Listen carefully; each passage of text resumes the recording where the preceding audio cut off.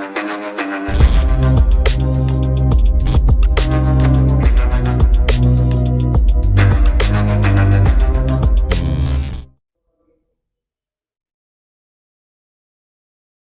students, welcome to the class.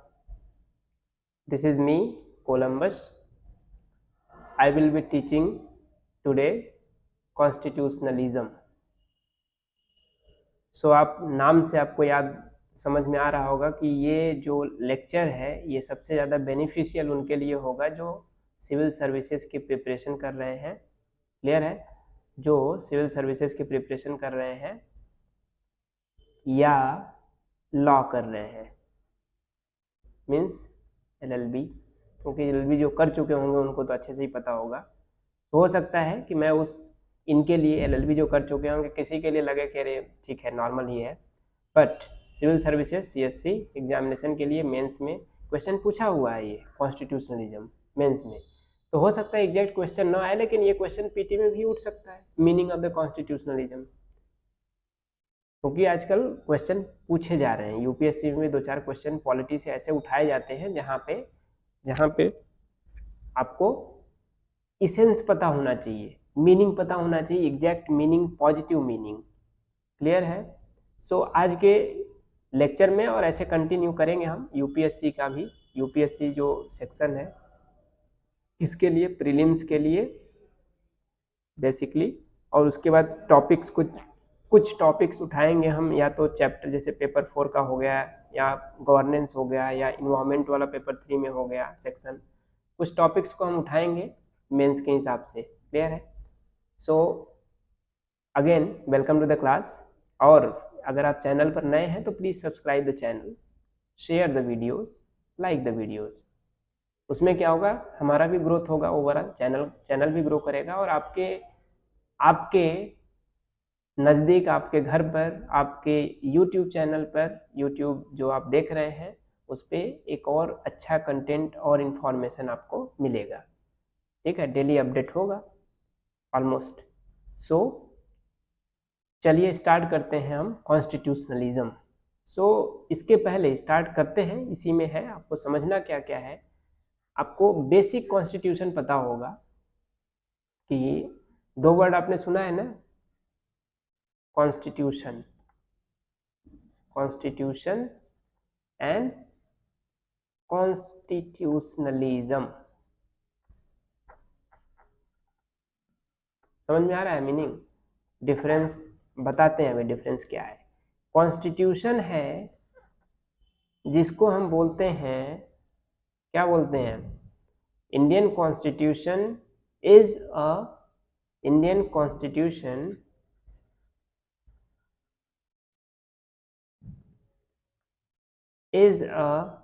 Living document.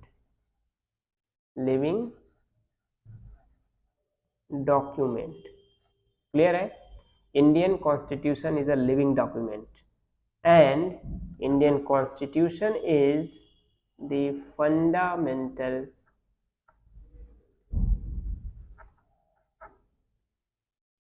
law of the land. Fundamental law of the land. और अगर हम अब इसको हम बोल रहे हैं ना लॉ, फंडामेंटल लॉ, मतलब ये ऐसा लॉ प्रोवाइड करता है, ऐसा सिस्टम प्रोवाइड करता है जिसके बेसिस पे कंट्री रन करती है। It provides everything for that country. Clear है? सो नॉर्मल लॉ का जो तरीका है वो क्या होता है? नॉर्मल लॉ को अगर आपको बोलना होगा, अगर एक बहुत अच्छा लॉ है तो उसको कैसे डिफाइन करेंगे कि लॉ अच्छा है? तो लॉ कोई अच्छा है, इसके बेसिक क्राइटेरिया है। सबसे बेसिक क्राइटेरिया क्या होता है? लॉ रीजनेबल होना चाहिए,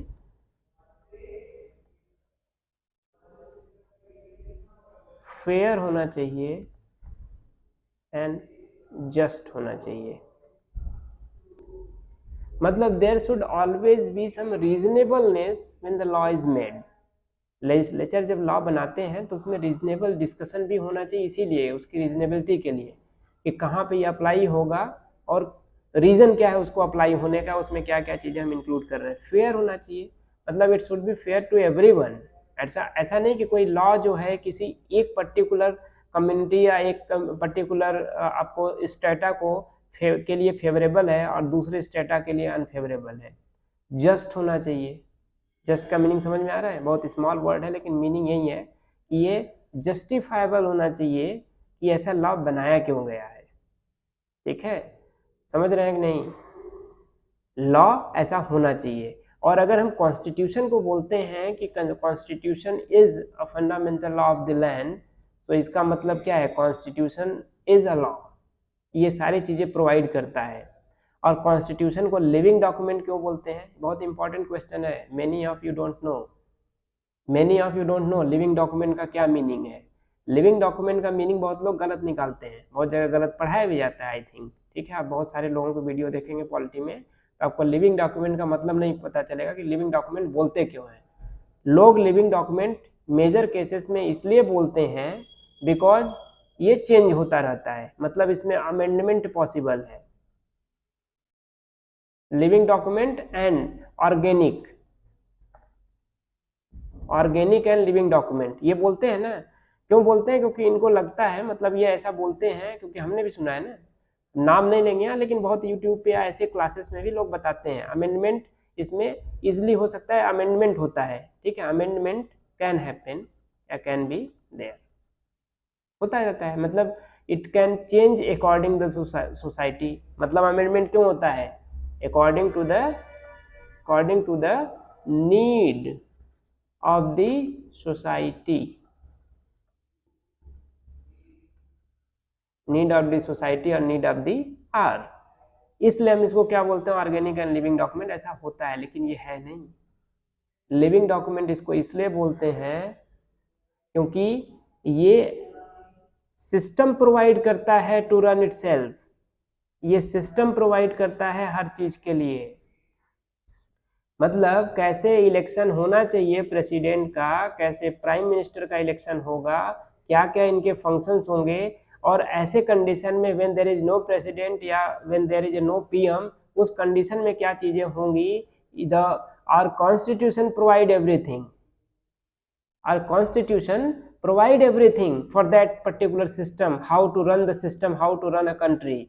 that is why it is a living document. मतलब कुछ भी नहीं रहेगा, केवल कॉन्स्टिट्यूशन है, तो constitution will itself tell you और tells you that how the system will work in that particular situation, how the system will work and how the functionary should respond in that particular condition, in particular situation. Clear है? This is why this is called as the living document और organic document. Clear है? अभी तो नहीं गड़बड़ होगा ना। और एक और, अगर आपको लगता है तो ये डिस्क्लेमर है, ये मेरा कंटेंट नहीं है एज सच, मेरा कंटेंट इन द सेंस मैंने ये बुक से उठाया है, शायद एमपी जैन की बुक है, आई थिंक बुक वही है एमपी जैन की, एमपी जैन की बुक है constitutional law. So very very very good book, constitutional law. और ये बुक मैंने पहले नहीं जानता था, लेकिन मैं जब एलएलबी ज्वाइन किया था, अभी मैं एलएलबी मतलब हूँ, अभी स्टूडेंट हूँ ड्यू का, लेकिन मैं ड्यू में हूँ नहीं, तो हो सकता है मेरी एलएलबी कंप्लीट ना हो, बट मैंने एलएलबी ड्यू ज्वाइन किया है, 1 साल ऑलमोस्ट हो चुका था। सो वहाँ पे मैंने लाइब्रेरी में ये बुक पढ़ी, बड़ी मज़ेदार बुक है, बहुत ही मज़ेदार बुक है एमपी जैन की। अगर ढंग से किसी ने पढ़ लिया तो आई डोंट थिंक कि मतलब उसको कोई क्लैरिटी नहीं रहेगी कॉन्स्टिट्यूशन या कॉन्स्टिट्यूशन से रिलेटेड चीज़ों के लिए। क्लियर है? तो अभी हम यहाँ कॉन्स्टिट्यूशन के बारे में डील नहीं कर रहे हैं, तो हम उस पर ज़्यादा फोकस नहीं करते हैं, हम आएंगे कॉन्स्टिट्यूशन पे जब पढ़ेंगे, पॉलिटी स्टार्ट करेंगे प्रीलिम्स के लिए, तब हम इसमें पढ़ेंगे। क्लियर है? अभी आते हैं हम कॉन्स्टिट्यूशनलिज्म पे। ठीक है, तो इसमें वही डिस्टिंक्शन बताया हमने जो थोड़ा सा कॉन्स्टिट्यूशन के बारे में, तो यहाँ देखिए कॉन्स्टिट्यूशनलिज्म का एस्पेक्ट क्या है। In modern political thought it draws between a difference between or distinction between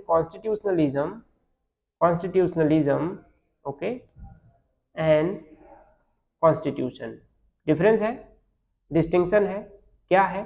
कहने का मतलब है, ये बोल रहा है कि डिस्टिंक्शन क्या है। कंट्री में हैव द कॉन्स्टिट्यूशन, मतलब कंट्री के पास कॉन्स्टिट्यूशन हो सकता है but not necessarily the country is following the constitutionalism aspect. समझ रहे हैं?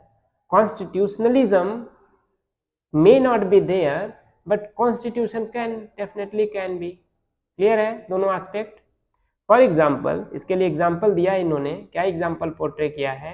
For example, a country with a dictatorship, जहां पे डिक्टेटरशिप थे या डिक्टेटर थे, ठीक है, where the dictator's word is a law, जहां पे लॉ बनाया नहीं जाता। हमने एक सेकेंड,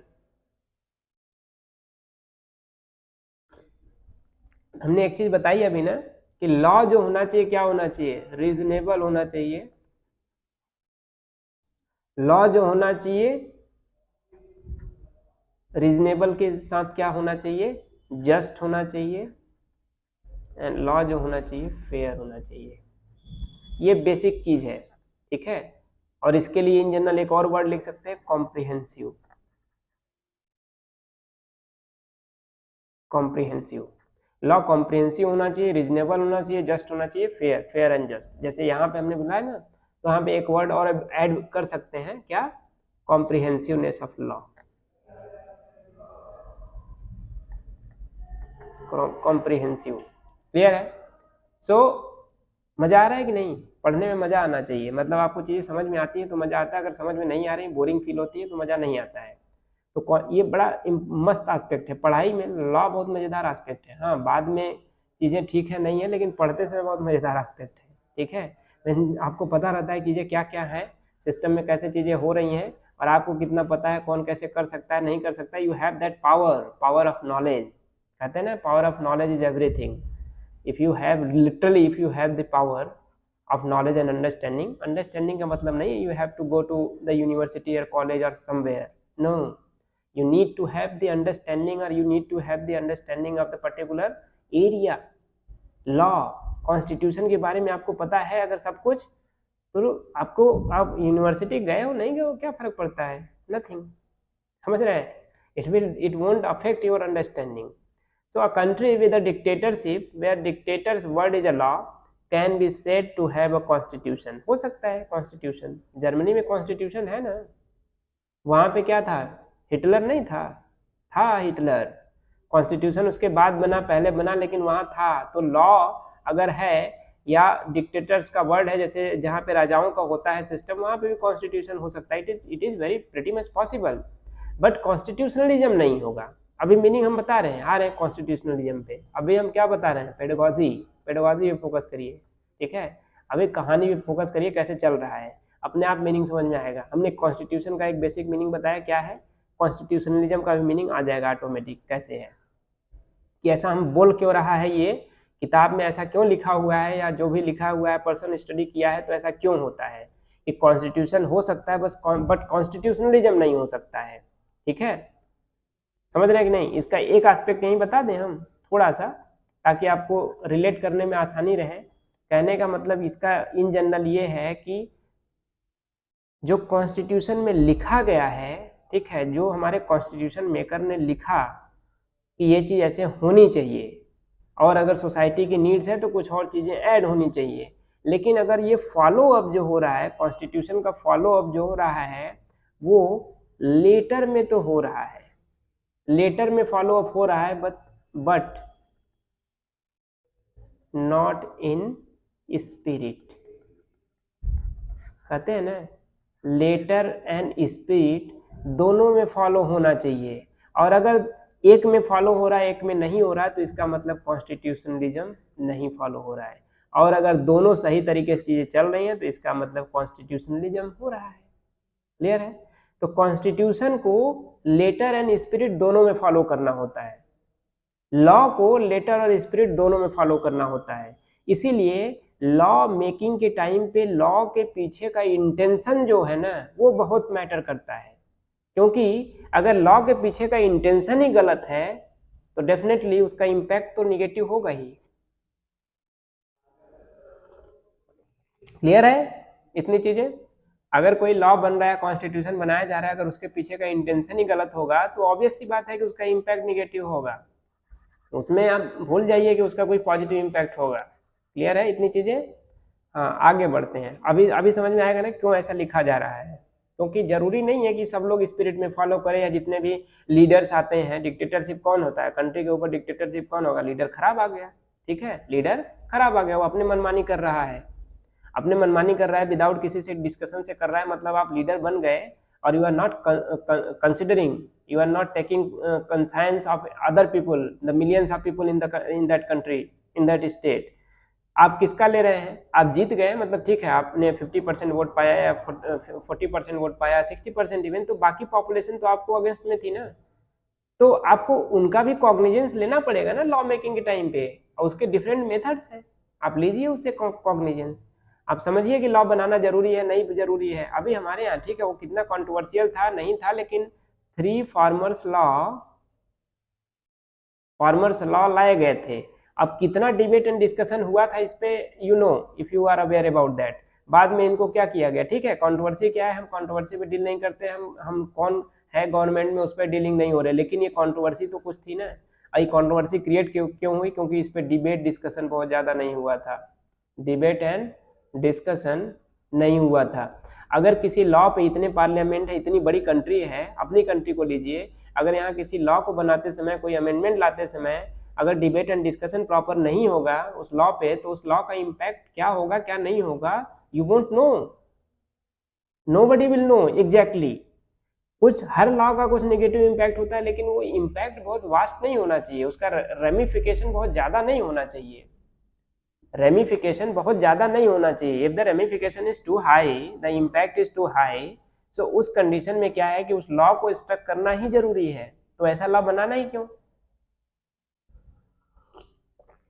एक सेकेंड, नहीं थोड़ा सा हम सिप भी ले रहे हैं ग्रीन टी, मौसम थोड़ा सा वो हो रहा है ना। ओके चलिए, so underlying difference between the two concept is that a constitution ought not merely to confer power. इस लाइन को समझिए, डिफरेंस क्या है, टू कॉन्सेप्ट्स के बीच में डिफरेंस क्या है, major difference. Constitution ought not merely to क्या है, कन्फर, ठीक है, ये लाइन यहां से देखिए, सॉरी, अरे एक सेकेंड यार, ये कन्फर, ठीक है, a constitution not merely to confer powers on the various organs of the government but also seek to restrain those power. कहने का मतलब है अगर कॉन्स्टिट्यूशन के पास जो पावर होती है ना, not merely to confer power, मतलब पावर देने की होती है वेरियस ऑर्गन्स, कॉन्स्टिट्यूशन के 3 ऑर्गन है ना बेसिकली, क्या क्या है, लेजिस्लेचर है,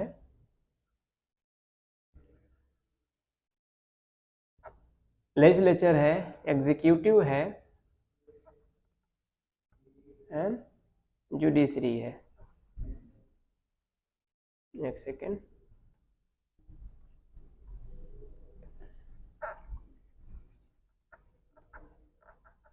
ठीक है 3 ऑर्गन्स है ना, तो सबको सबको इसने पावर तो प्रोवाइड किया है, लेकिन इनके ऊपर रिस्ट्रेन भी है।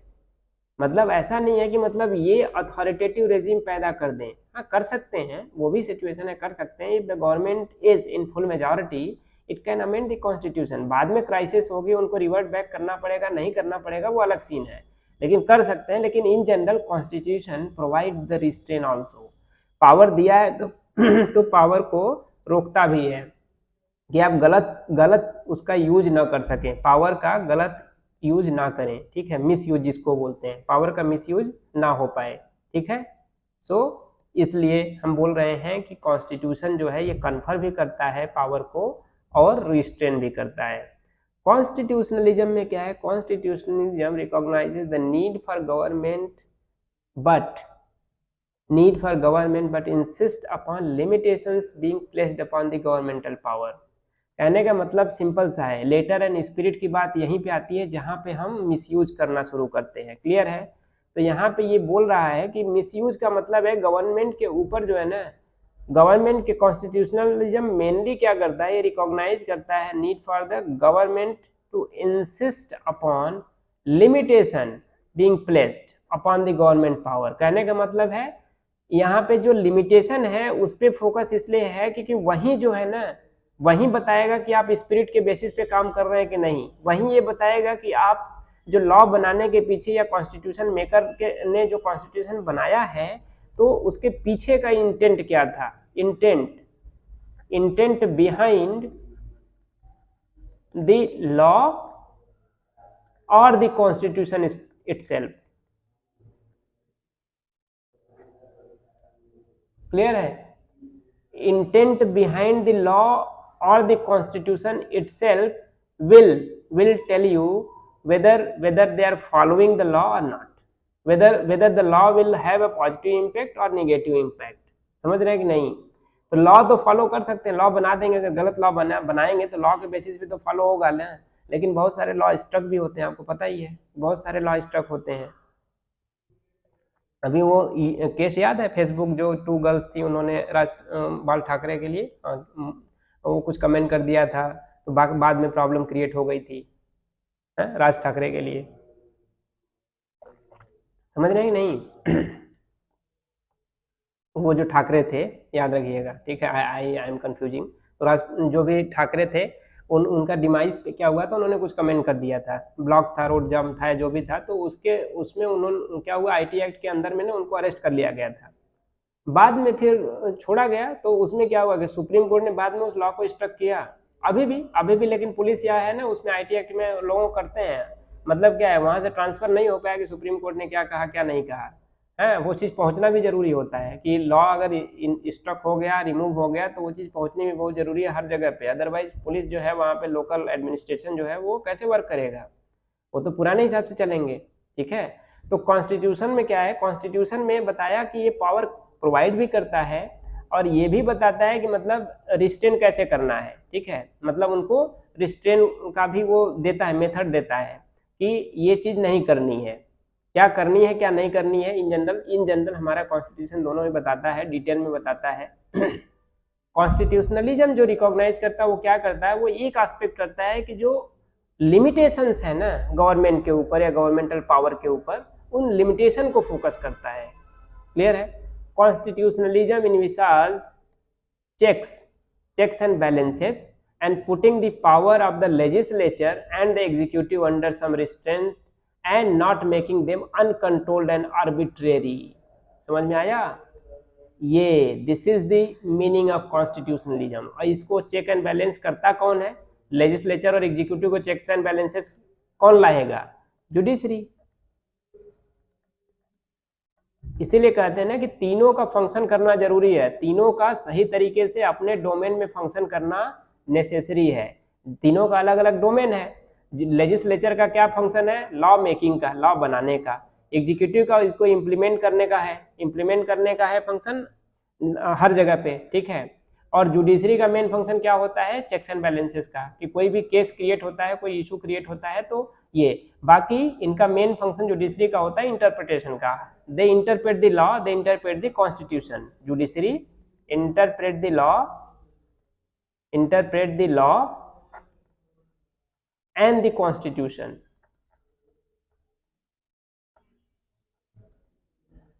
When need arise. क्लियर है? सो कॉन्स्टिट्यूशनलिज्म का मतलब अभी समझ में आ रहा होगा कि अनकंट्रोल्ड एंड आर्बिट्रेरी जो पावर है ना इसको रोकना होता है। ठीक है, चेक्स एंड बैलेंसेस का मतलब होता है रोकने का, तो कॉन्स्टिट्यूशनलिज्म में यही होता है। लेकिन बेसिक जो हमने आपको बताया कि मीनिंग क्या है कॉन्स्टिट्यूशनलिज्म का, कॉन्स्टिट्यूशनलिज्म का मीनिंग ये है टू फॉलो द कॉन्स्टिट्यूशन और constitutional law in both letter and spirit. ये आपको पता रहना चाहिए, दिस इज नेसेसरी। सारी चीज़ों का निचोड़ यही है कि ये फॉलो करेंगे तो ऑटोमेटिकली वो हो जाएगा। ठीक है, ठीक है, ये चीज़ समझ में आ गई। इसको हम हटाते हैं थोड़ा, क्योंकि यहाँ पे थोड़ा ये भर गया। हाँ, ये आते हैं हम यहाँ पे, क्योंकि एक चीज़ बोली गई है, आप पढ़ेंगे, एथिक्स में भी पढ़े होंगे या पढ़ेंगे, नहीं पढ़े होंगे तो सुन लीजिए कि unlimited power jeopardise the freedom of the people. अगर किसी को भी, जैसे पहले राजाओं के ऊपर था, अनलिमिटेड पावर रहता था। 1 सेकेंड, या किसी भी ऑर्गन के को या किसी भी सिस्टम में किसी भी पर्सन को अगर पूरी अथॉरिटी दे दी जाती है, फुल पावर दे दिया जाता है ना, तो उसका मिसयूज होना लगभग तय होता है। मिसयूज होना लगभग तय होता है। तो ये बोल रहा है कि unlimited powers jeopardise the freedom of the people. तो अल्टीमेट इम्पैक्ट किसके ऊपर जाएगा? अल्टीमेट इम्पैक्ट जो जाता है पीपुल के ऊपर जाता है। समझ रहे हैं ना? पीपल वो फ्रीडम एंजॉय नहीं करते हैं जो अनलिमिटेड पावर होती है, इसलिए अनलिमिटेड पावर नहीं होनी चाहिए। यहाँ पे रिस्ट्रेन होता है, रिस्ट्रेन किया जाता है कि भाई आप अथॉरिटी में हैं तो भी आप ऐसा नहीं कर सकते हैं, आपके ऊपर भी सम रेस्ट्रिक्शंस हैं, रीजनेबल रेस्ट्रिक्शंस पीपल के ऊपर होते हैं। ठीक है, रीजनेबल रेस्ट्रिक्शंस पीपल के ऊपर होते हैं। तो सेम रीजनेबल या सेम सिमिलर टाइप का रेस्ट्रिक्शन जो होता है जो अथॉरिटीज होती है उनके ऊपर भी होता है। क्लियर है? और इसको कहा गया है ना, इसको कहा गया है as has been well said, the power corrupts and absolute power corrupts absolutely. ये इन जनरल हम जब गवर्नेंस की बात करते हैं, एथिक्स की बात करते हैं पेपर 2 में, ऐसे भी गवर्नेंस और एथिक्स वहां पे हम कहते हैं ये बहुत है, ये एक इसी से रिलेटेड चीज है, आपको इसी से रिलेटेड चीज है जो यहाँ लिखा है ना, power corrupts and absolute power corrupts absolutely. इसी से रिलेटेड चीज क्या है कि यही इसी चीज को चेक करने के लिए if you want to check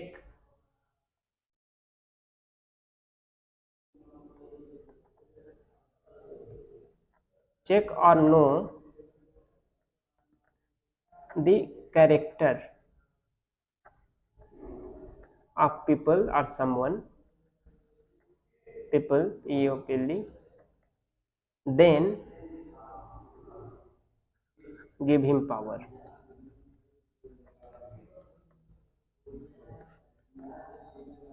समझ रहे हैं? इसका मीनिंग समझ रहे हैं? सेम है, power corrupts and absolute power corrupts absolutely. और इसी से लिंकेज है इसका कि अगर आप किसी के कैरेक्टर को चेक करना चाहते हैं रियल में, जैसे कहते हैं ना कि कैरेक्टर, किसी भी इंसान का कैरेक्टर कब दिखता है? जब सिचुएशन क्रिएट होती है, when the situation arise, situation और क्रिटिकल मोमेंट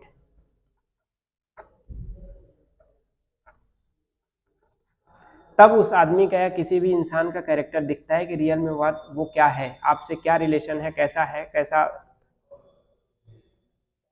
मतलब वो सेल्फिश नेचर है, सेल्फ सेंटर्ड है, आप कहीं नुकसान कर रहे हैं, whatever the character is, support में है कि नहीं है, सारी चीजें। ठीक है, if the constitution confers, if the question है इफ लगाए, if the constitution confers unrestrained power on the either the legislature और द एग्जीक्यूटिव, मतलब दोनों की बात कर रहा है, it might lead an authoritarian और अप्रेसिव गवर्नमेंट। समझ रहे हैं? ऐसा अगर हो गया कि कॉन्स्टिट्यूशन ने अनरिस्ट्रेन्ड पावर प्रोवाइड कर दिया ना, तो ये हो जाएगा अथॉरिटेरियन या अप्रेसिव गवर्नमेंट को मतलब क्या कर सकता है? लीड कर सकता है, बना सकता है। Therefore to preserve the basic freedom of the individual, जो कि हमारे कॉन्स्टिट्यूशन ने प्रोवाइड किया है, कॉन्स्टिट्यूशन ने प्रोवाइड किया है ना, किसमें किया है? आर्टिकल 19, कहाँ से कहाँ तक? आर्टिकल इन जनरल 12 से लेके 35 तक है ना हमारा फंडामेंटल राइट्स। तो इसमें आर्टिकल 19 में freedom of speech and expression की बात की गई है ना, और भी सारे फ्रीडम है। तो इसमें क्या बोला गया? Therefore preserve the basic freedom of individual and to maintain his dignity and personality, the constitution should be permeated with constitutionalism। समझ में आया? मीनिंग समझ में आया ना? इसको लिंक कहाँ से किया? इसको लिंक यहाँ से किया कि अगर कॉन्स्टिट्यूशन अनरिस्ट्रेन्ड पावर प्रोवाइड कर देता है तो किस चीज को पैदा करेगा? अथॉरिटेरियन और ऑपरेसिव गवर्नमेंट। ठीक है, इसीलिए मतलब to preserve the basic freedom and dignity of the individual, freedom specially, not dignity भी एस्पेक्ट आ जाएगा, फ्रीडम है तो डिग्निटी है, रिस्पेक्ट है, सारी चीजें हैं। तो उसके लिए ये है ना, and to maintain his dignity and personality, individuals freedom and his dignity, his और her dignity and personality, the constitution should be permeated with constitutionalism.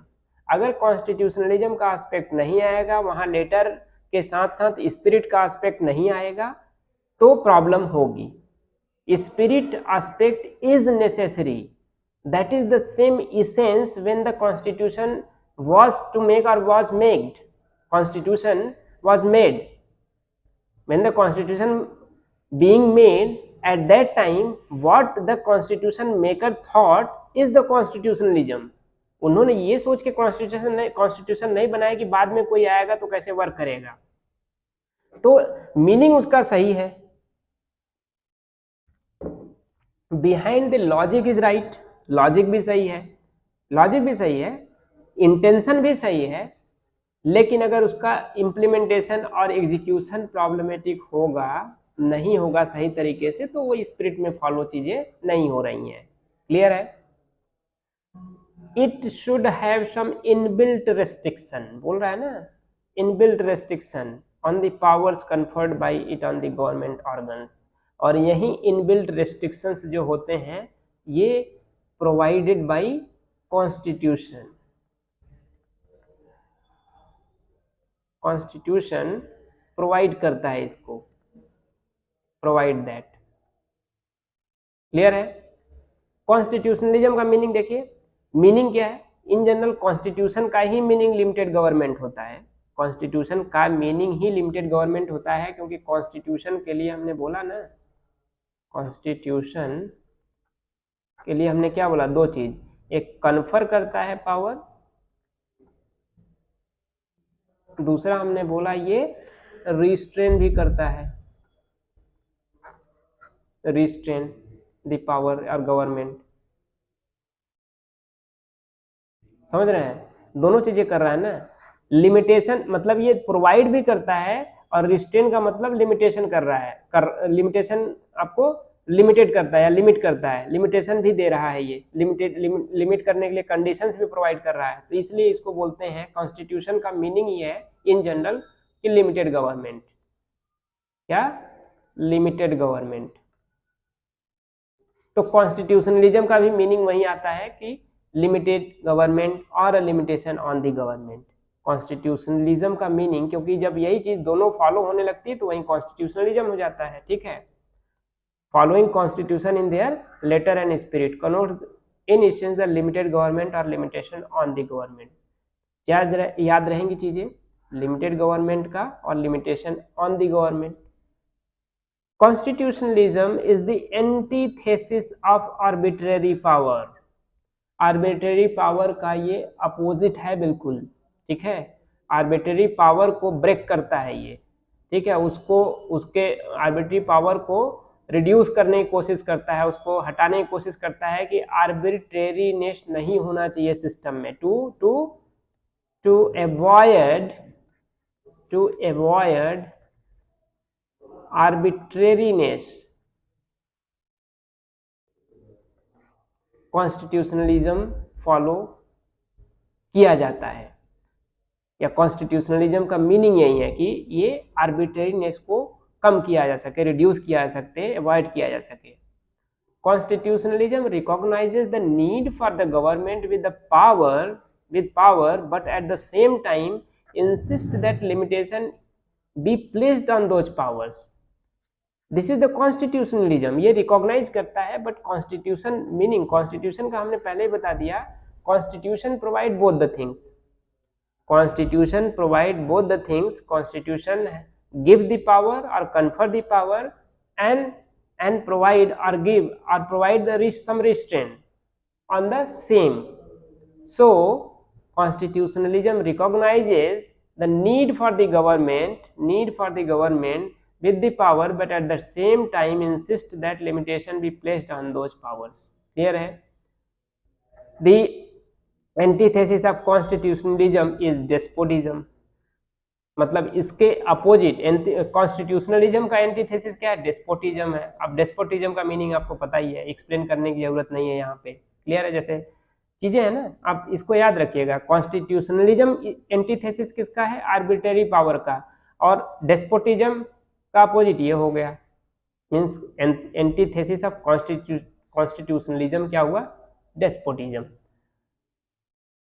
unlimited power may lead to an authoritarian oppressive government which jeopardize the people freedom of the people. एकदम starting में हमने बोला था, आगे देखिए, only when the constitution of a country seek to decentralize power instead of concentrating it at one point and also imposes other restraints and limitations thereon does a country have not only constitution but also constitutionalism. Meaning समझ में आया इस line का? इस line का meaning ये है कि इस हम जब पावर को कंसंट्रेट करते हैं, पावर कंसंट्रेटेड है, जैसे कि हमारे यहाँ स्टार्टिंग में रहता था, ठीक है, और जब हम पढ़ेंगे पॉलिटी में पढ़ेंगे तो ऐसे पावर का कंसंट्रेशन स्टार्ट हुआ, बाद में पावर 1861 के बाद 1861 के बाद यहाँ पे, या इन जनरल हम बनेंगे 35 तक था ना, 1835 तक, ठीक है, पीक सेंट्रलाइजेशन चल रहा था। इसके पहले से स्टार्ट हुआ था और यहाँ पे पीक मतलब 1773 से, ठीक है, यहाँ से सेंट्रलाइजेशन स्टार्ट हुआ था और यहाँ पे जाके सेंट्रलाइजेशन खत्म हुआ था। जब हम पढ़ेंगे हिस्टोरिकल पर्सपेक्टिव तो ये हम देखेंगे 1773 से यहाँ पे 1835 तक। इसके बाद धीरे धीरे स्टार्ट हुआ था और 1861 में इन जनरल हम बोले थे डिसेंट्रलाइजेशन का। तो डिसेंट्रलाइजेशन का पर्पज ही वही होता है कि आप पावर को डिस्ट्रीब्यूट कर रहे हो। जैसे अभी हमारा डिसेंट्रलाइज गवर्नमेंट है ना, हमने डिसेंट्रलाइज किया हुआ है, उसी में एक एस्पेक्ट है हमारा पंचायती राज सिस्टम का। पंचायती राज सिस्टम को हमने एक अलग बना दिया, उनको कुछ पावर दे दिए हैं सो दैट कि वो सिस्टम थोड़ा एफिशिएंटली मैनेज हो। 1 सेकेंड,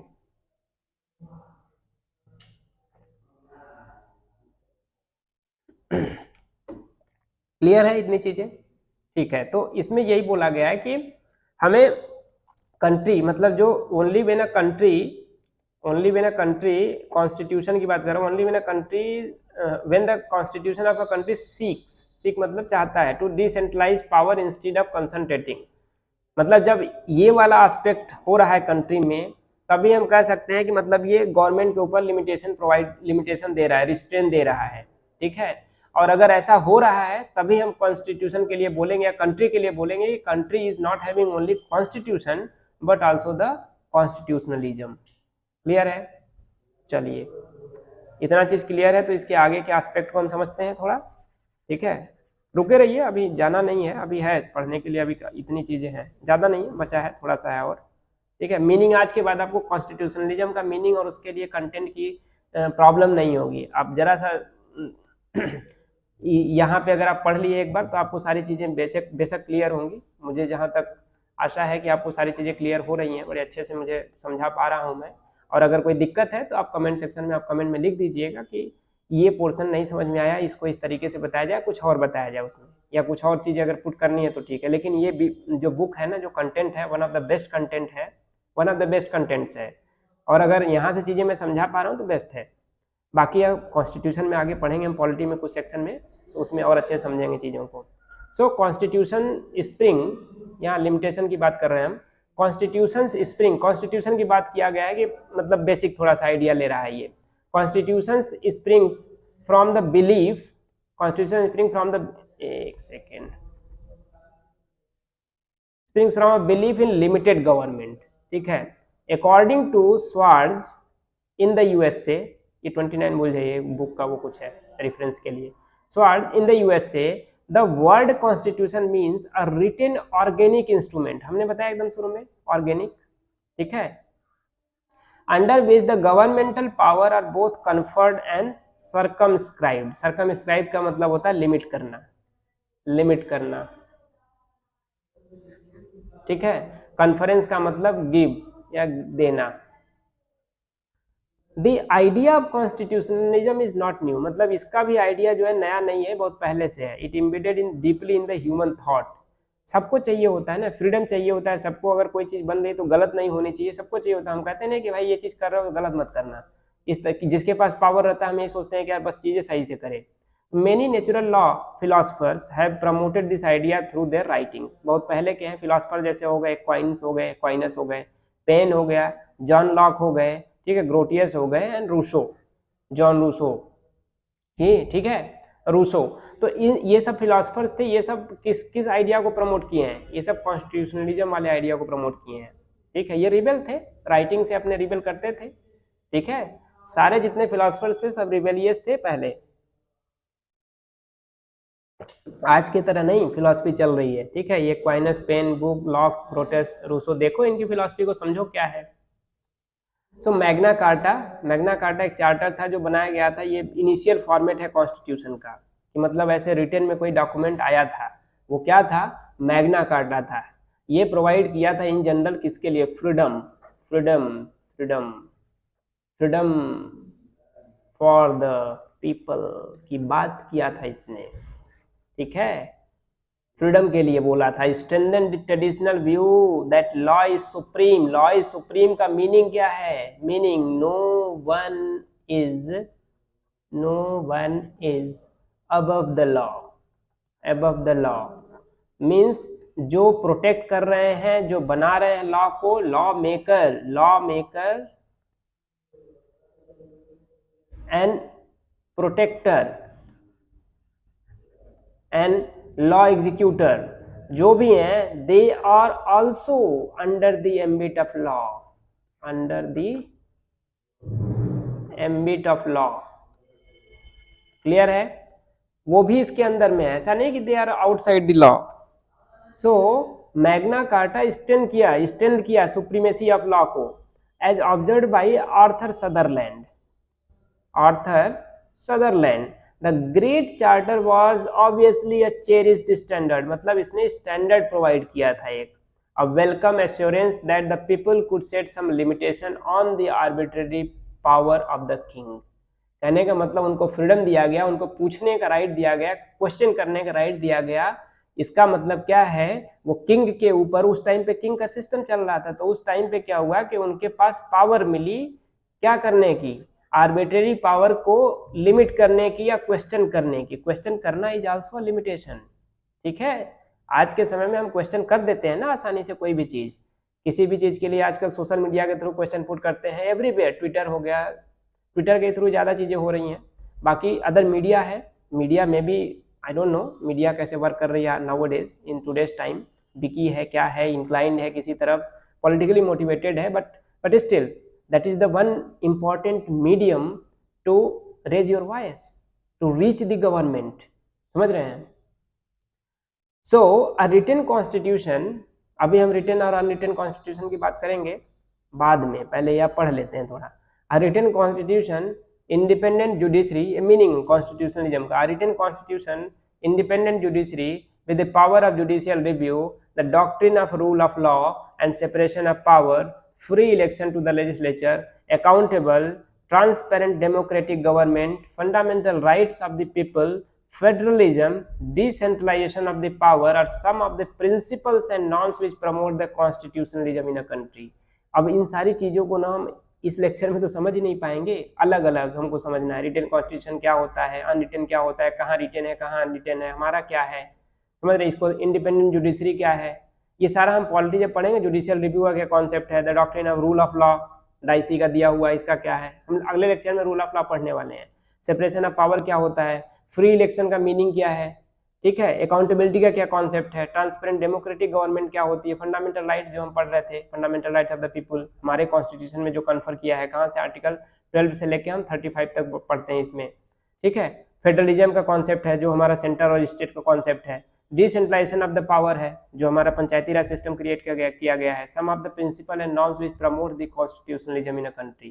तो ये सारी चीजें ऐसी हैं जो कॉन्स्टिट्यूशनलिज्म को प्रमोट करती हैं। आई होप कि सारी चीज़ों का आइडिया अभी लगा कि कॉन्स्टिट्यूशनलिज्म होता क्या है एग्जैक्टली, कॉन्स्टिट्यूशन और कॉन्स्टिट्यूशनलिज्म में डिफरेंस क्या है, और कैसे अचीव किया जा सकता है कि कंट्री में जो कॉन्स्टिट्यूशन है वो कॉन्स्टिट्यूशनलिज्म को फॉलो कर रहा है या केवल कॉन्स्टिट्यूशन को फॉलो कर रहा है, और कॉन्स्टिट्यूशन को फॉलो केवल लेटर में कर रहा है और स्पिरिट में भी कर रहा है। तो लेटर एंड स्पिरिट दोनों में होना नेसेसरी है।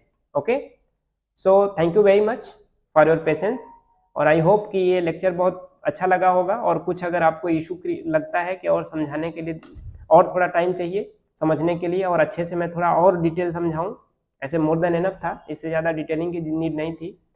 बाकी अगर ऐसा रहेगा तो मैं नेक्स्ट टाइम क्या है बिना कंटेंट के पढ़ा दूंगा, ऐसा नहीं है, मैं समझा दूंगा, लेकिन कंटेंट रहने पे क्या होता है ना कि कोई भी चीज़ मिस नहीं होती है। The important thing only with this slide and PPT is that I won't miss a thing, more और लेस सारी चीज़ें। हाँ, एक दो बार पढ़ाने के बाद हो सकता है कि अभी अभी एक्चुअल में क्या है कि I have started this thing, okay.